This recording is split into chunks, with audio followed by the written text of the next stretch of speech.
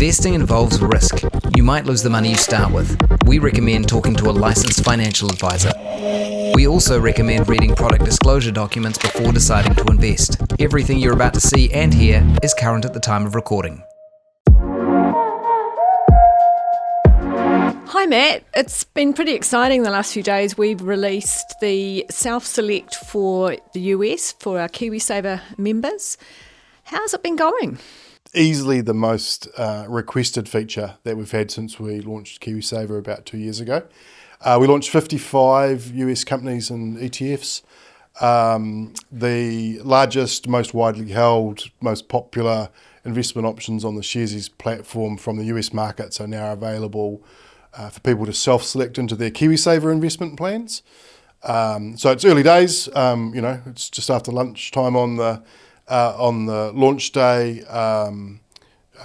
We are seeing our existing customers updating their plans to include some US companies, and and some new customers also who want to use the investment plan builder to have a look at how it could work for them, and then some people signing up and asking us questions and things.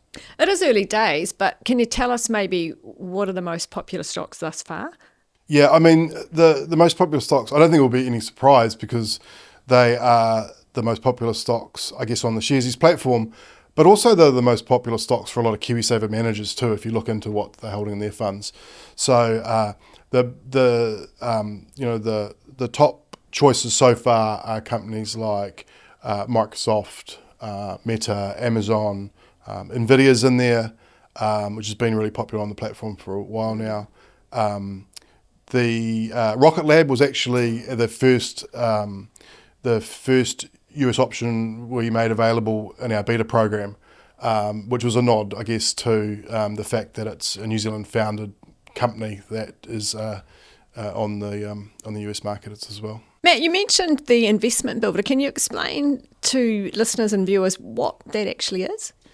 Yes. Our KiwiSaver scheme is a bit unique in that we've introduced the idea that anyone can go in and have a bit more control over the individual companies that make up their KiwiSaver scheme. So we felt it was really important to let people do that in a really safe and kind of experimental way outside of having to use their actual money. So we have an investment plan builder. It's on our website. You can go through and create your investment plan, see what fees, see what level of risk, look at all the different companies and ETFs and funds and things we have available, and you can do it in a way that you can update it, and if you like it, you can actually import it into the app. But for most people, that's where we're directing them to have a look and see how this all works, because it is a unique concept. So it's things like how much risk, how much I'm going to pay in fees, that sort of thing. So I sort of get a bit of a taster before I commit. Yeah, because everyone's KiwiSaver can actually be different with us. And so we can't just say, oh, you're paying 1% for your KiwiSaver, because I could choose a fund at much lower than that. Then I could add some of my own picks. And the price level and the risk level of each portfolio could be quite different. And so you can do that in a way where we will do all that maths for you and present it back in a way that you can compare to other schemes. The other thing that seems quite exciting is you can get exposure to things that you might not normally had in your KiwiSaver. For example, through ETFs, I understand we can now invest in crypto. That's right. So the criteria for what makes it into as an investment option is driven by a few things. I think our ultimate goal is to provide as much access as possible. But the options that we include, we also have liquidity hurdles. So we have a minimum size of the companies. We also have a widely held rule, because what we're doing is we are turning each of these options into a pie fund. We have some additional... into a tax-efficient pie fund. We have some additional obligations about ensuring that the options are widely held. And so, we've started with 55 companies and funds, and that will expand over time. And we're interested in feedback from people, what they think's missing, what they do and don't like. But yeah, we have one crypto option, which is the iShares ETF. We have a few other companies like that we actually have some volatility warnings on within the app. The crypto ETF has been quite volatile since it's been launched, as have a few other companies like Rocket Lab, as I mentioned earlier on. So Matt, just before we finish, let's explain how the fund works. I mean, I can't put everything into Tesla, can I? Correct. So we have a concept of guardrails.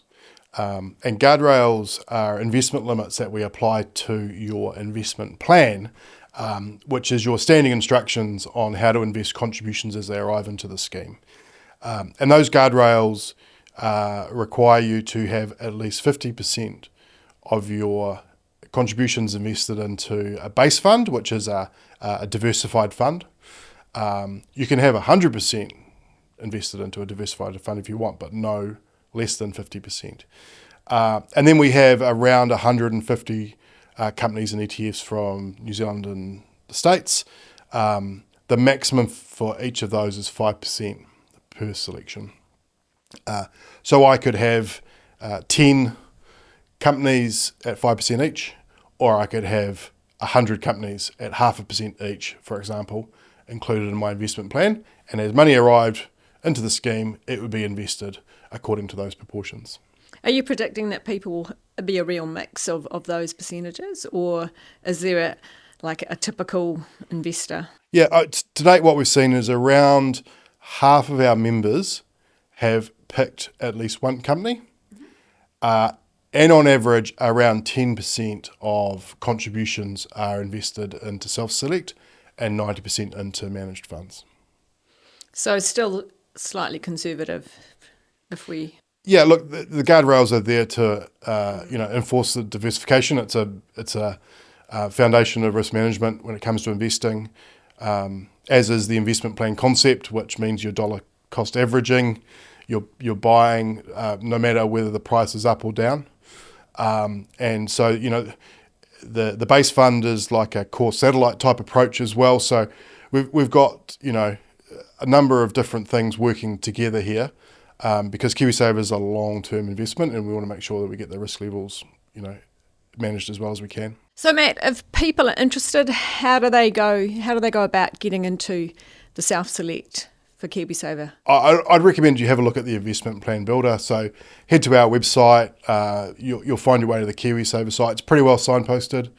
Have a look at it. There's nothing like being able to actually have a play with something when it's not your money. And get comfortable with the idea, and if so, follow the prompts. Thanks, Matt. It's about probably watching this space and seeing what investors do.